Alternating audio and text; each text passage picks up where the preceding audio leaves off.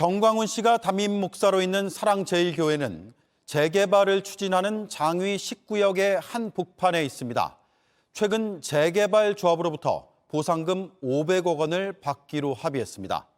앞서 대법원이 사랑제일교회가 건물을 비워줘야 한다고 판단했는데 오히려 조합이 거액을 주고 사과까지 해야 하는 상황이 됐습니다. 도대체 무슨 일이 벌어진 건지 이선화 기자가 입수한 합의서로 살펴보겠습니다. 6차례 강제 집행을 소화기와 새총으로 막아선 사랑제일교회.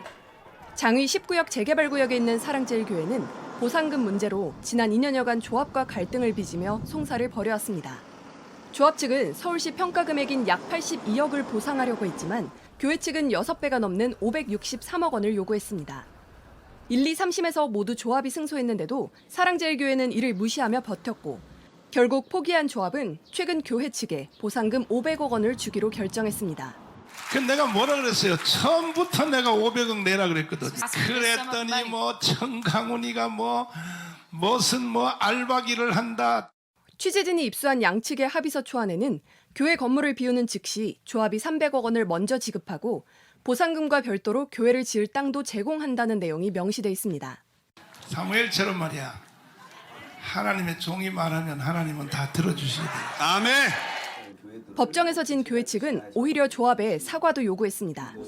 교회에 누를 끼치고 명예를 훼손한 것에 대해 사과드린다는 조합의 입장을 국민에게 알리라는 겁니다. 그래서 명예가 너무 실추가 돼 있어요. 공식 사과해라. 사과할 뿐만 아니라 그것을 조정동에 광고를 내주라. 이번 합의로 조합원들은 1인당 1억 원 가까운 부담을 더 지게 됐습니다. 재판을 이기고도 500억 원을 주고 사과까지 해야 하는 상황에 조합원들 반응은 엇갈립니다. 100만 원, 200만 원이 없어가지고 그렇게 피눈물을 흘리면서 이사를 며칠만이라도 몇 주만이라도 살집 좀 알아볼 기간 좀 달라고 그렇게 했던 분들은 도대체 이게 무슨 일이에요? 조합은 다음 달 총회를 열고 조합원들의 뜻을 묻기로 했습니다. JTBC 이선아입니다. 정광훈 씨는 500억 원의 보상금으로 합의를 본 이틀 만에 교회의 주요 외부 사업을 전도사인 아들에게 물려줬습니다.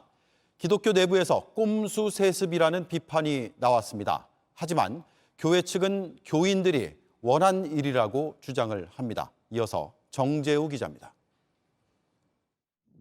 재개발 보상금 500억 원에 합의하고 이틀 만에 열린 전체 예배. 전광훈 목사는 교인들 앞에서 아들의 이름을 여러 차례 꺼냈습니다. 이 모든 사항을 정강훈 목사와 독생자 전도사에게 믿을 놈은요 나의 독생자 여기밖에 없어. 그러면서 교회가 하는 외부 사업에 대해 모든 권한을 달라고도 했습니다.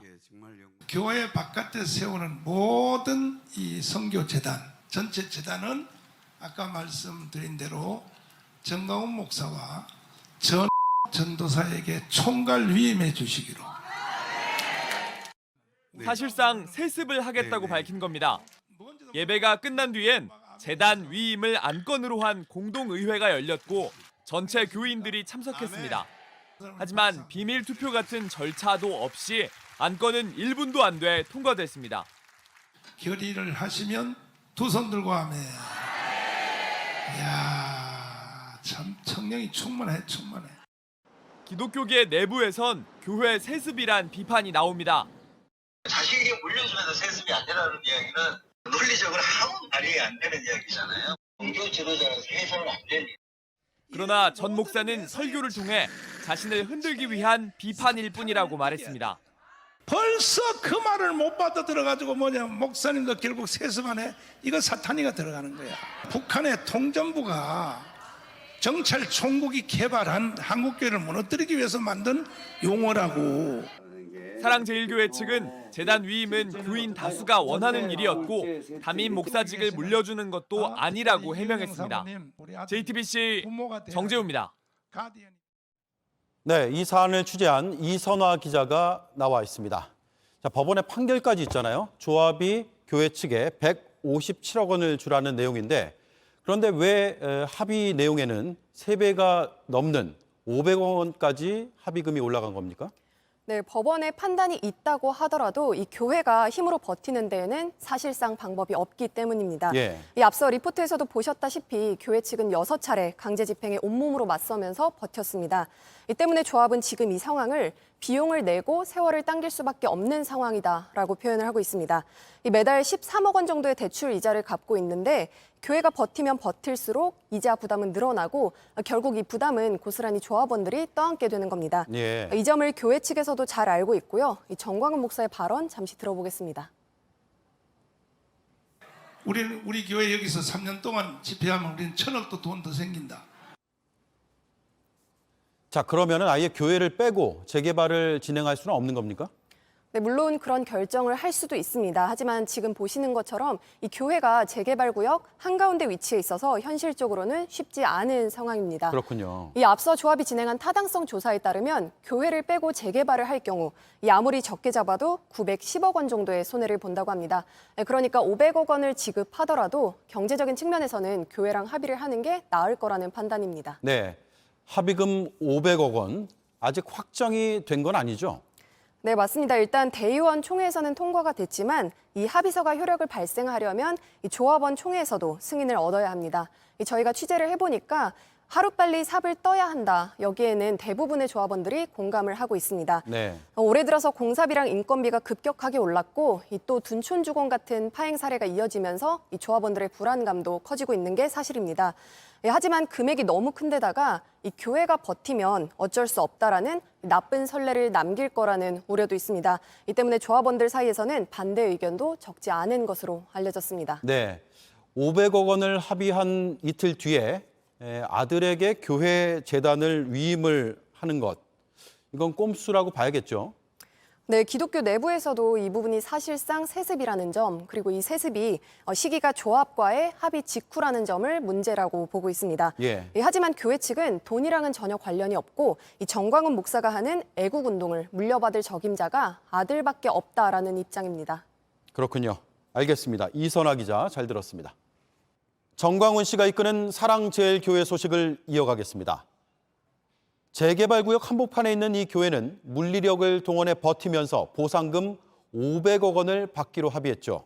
저희 취재 결과 교회 측은 재개발 조합과 3년에 걸쳐 협상을 했는데 조합장 교체까지 시도하면서 받을 돈의 액수를 6배 넘게 늘린 것으로 확인됐습니다. 이선화 기자입니다. 불법 건축물을 포함해 1,785제곱미터 규모의 사랑제일교회를 두고 3년 전 서울시는 토지와 건물을 합쳐 감정액 80억 원대를 책정했습니다. 이후 재개발조합과 교회 사이 법정 공방 끝에 교회 건물을 비워주라는 판결이 났고 조합이 4차례나 강제 집행을 시도했지만 정광훈 목사 측은 물리력으로 맞섰습니다. 결국 지난해 법원은 조정안 150억 원을 제시했습니다. 2배 가까이 오른 금액이지만 교회 측은 금액이 적다며 거절했습니다. 새총과 소화기를 들고 싸우면서 교회는 보상금을 더 올렸습니다. 올해 초 전광훈 목사가 일부 조합원들과 체결한 의향서에는 현재 조합장이 사퇴하는 조건으로 보상금 298억 원에 합의한다는 내용이 담겼습니다. 1년도 안 돼 금액이 또 2배 가까이 오른 겁니다. 조합장만 물러난다면은 사랑제일교회에서 협상을 해주겠다고 약속까지 이렇게 했다 하니 조합장이 물러났으면 좋겠다라고까지 다 보냈었어요. 조합장이 바뀌지 않자 다시 버티기에 들어간 교회는 결국 지난달 보상금 500억 원에 서명했습니다. 80억 원의 가치를 인정받은 교회는 3년 동안 보상금을 6배 넘게 불린 겁니다. 너 사과해. 그래 정만 목사님한테 무릎 꿇고 사과해. 그걸 가서 사과했어요. 전문가들은 관련 규정을 정비하지 않으면 제2, 제3의 사랑제일교회 사태가 언제든 나올 수 있다고 말합니다. 종교시설을 어떻게 처리해야 된다라는 내용이 도시정비법에 없어요. 아예 전무합니다. JTBC 이선화입니다.